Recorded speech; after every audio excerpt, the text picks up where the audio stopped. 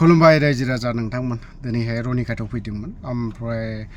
फैनायनि खारना जाहैबाय मोनसे एवारनेस प्रग्राम ना दंफां दाननाय बा हाग्रा सिफायनाय हादान सिफायनाय तो बावहायनो मोनसे एवारनेस प्रग्रामावहाय खाम्फा बरगयारी सारा दिनैहाय मा फोरमायखो दिनैहाय नंगौ दिनै जोंनि BTC आवहाय बा चिरां जिल्लायावहाय नैबे बेंटल ओनसोलावहाय बेफोरबायदि दंफां मिलाबो गैयामोन तो गोबां खममोन दा थांनाय बारावहाय सार प्रमद बर'नि आमोलाव बा रनजित बसुमतारीनि आमोलावहाय गोबांनो दंफां मिल बेफोरबायदि गोदान खुलि होनाय जादों तो बेवहाय सार खाम्फा बरगयारिया मा फोरमायखो जों खोनासंनानै लानि जि दंफां मिलफोर बानायनाय जादों आगोलनि सरकारनि दिनाव आंनि समस्थियाव 29टा दंफां मिल बानायदों बेखौ इमिडियेटलि बन्द खालामजोबनानै डिसमेन्टेल खालामनायफोर दङ हाग्रा सिफायनायाव फैसा खांनानै बिसोर हाग्रायाव सोयो दा बिसोरखौ आइडेन्टिफाइ खालामनांगौ इमिडियेटलि दा दानिफ्रायनो आरम्भ खालामनानै बिसोरखौ एरेस्ट खालामनानै जेलाव मासनि उनावहाय आरो दा रिसेन्टलि बर'फ्रा मोनसे जायगायाव आरोबाव हाग्रा दानस्रांदों समाज हिसाबै मानसिनि नेचार हिसाबै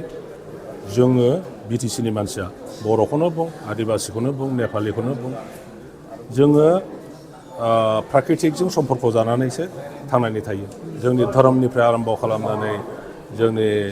समग्र सामाजिक खामानिफोर आरो कालचार गासैबो रिलेटेड मिथिंगाजों दा जोङो गिफ्टेड जे BTC जेब्ला दाजेनदों 2003 सनाव अब्लाबो 44% हा एरियाया BTCनि हा एरिया फरेस्टमोन नाथाय लासै बहुत एजेन्सिया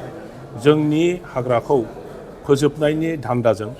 गोबां साइडनिफ्राय दा एनफर्समेन्ट नुनो मोनदों जागासिनो दं खिन्थु रिसेन्टलि जोंनि बे रानिखाता रेन्जनि सिङाव मोनसे समावहाय 2 मासनि आगोल जे माखासे आदिबासिफ्रा गोदानै आरोबाव हाग्रा दानस्रांदों बेखौ लानानै गोबां दावराव जाखांबाय 2 मासनि उनावहाय आरो दा रिसेन्टलि बर'फ्रा मोनसे जायगायाव आरोबाव हाग्रा दानस्रांदों दा बेखौनो लानानै दिनै फरेस्ट डिपार्टमेन्टनि फरेस्ट डिपार्टमेन्टनि अफिसार्सफोर आरो रायजो राजाफोर आरो BTC सरकार गासै ज' इन्टेलेक्सुयेल्सफोरखौ लानानै मोनसे सावरायदों आं बेखौनो साजेसन होदों माखासे देवानिफोर दङ हाग्रा सिफायनायाव फैसा खांनानै बिसोर हाग्रायाव सोयो दा बिसोरखौ आइडेन्टिफाइ खालामनांगौ इमिडियेटलि दा दानिफ्रायनो आरम्भ खालामनानै बिसोरखौ एरेस्ट खालामनानै जेलाव हरनांगौ नाम्बार 1 नाम्बार 2 बाउन्डारि डिमार्केसन एनक्ल'ज जानायनि उनावबो माखासे दा वाइल्ड लाइफ सेंसुरियाव सोबाय बेखौ सार्भे खालामनानै बेखौ अलरेडि प्रप'जालाव फैखाबाय दा बेफोरखौ मिन्थिनानैब्लाबो गोदान हाबगासिनो दङ दा बेफोरखौ जेबो माइगाब जुजाय खालायाबालानो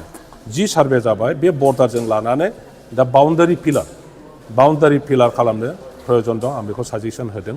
आरो जि दंफां मिलफोर बानायनाय जादों आगोलनि सरकारनि दिनाव आंनि समस्थियाव 29टा दंफां मिल बानायदों बेखौ इमिडियेटलि बन्द खालामजोबनानै डिसमेन्टेल खालामजोबनांगौ खारन दंफां मिल खालामनायनि उनावहाय खालि हाग्रायाल' धंस जायाखै गामियाव जेसेबां समायना मोजां फ्रुट्स बियारिं खान्थाल जाथों थाइजौ जाथों लिसु जाथों जेसेबां गिदिर बिफांफोर दङ बेफोरखौ दानफायजोबनानै फानहरदों खारन बयहाबो मोनसे थाखा फैसानि समस्या फैयो जेब्लानो समस्या फैयो बेखौनो कमप्रमाइज खालामो मानसिफ्रा दंफांखौ फानहरो दा बे हिसाबै बर' गामिफ्राव गय बिफांनि बादै गिदिर बिफांखौनो नुनो मोनला बे अबस्थायाव फैदों दा बिदिनो गोबांथार खामानि दङ FRCनि आन्दाराव जायफ्रा हा मोननांगौ अधिकार दङ जिहेतु FRC कमिटि दंखायो आरो एरियाफोरखौ आइडेन्टिफाइड जानानै दंखायो बिथांमोननो इमिडियेटलि FRCनि दारैहाय हा होनायनि बेबस्थाखौ BTC सरकारा खालामनांगौ आं बेखौनो दिनै बिथां आरो फरेस्ट डिपार्टमेन्ट अफिसियेल्सफोरखौ बेखौ खावलायदों आरो बयबो बेखौ कनसियास जानाया मोजां ओनसोलाव गामिनि दैदेनगिरि बिथांमोनहा जिखि पार्टियाव थाया मानो जिखि धर्मआव थाया मानो बयबो गावनि गामिनि मानसिफोरखौ बुजायलायनानै गोदानै हाग्रा सिफायनाय खामानिखौ टटेलि बन्द खालामनांगौ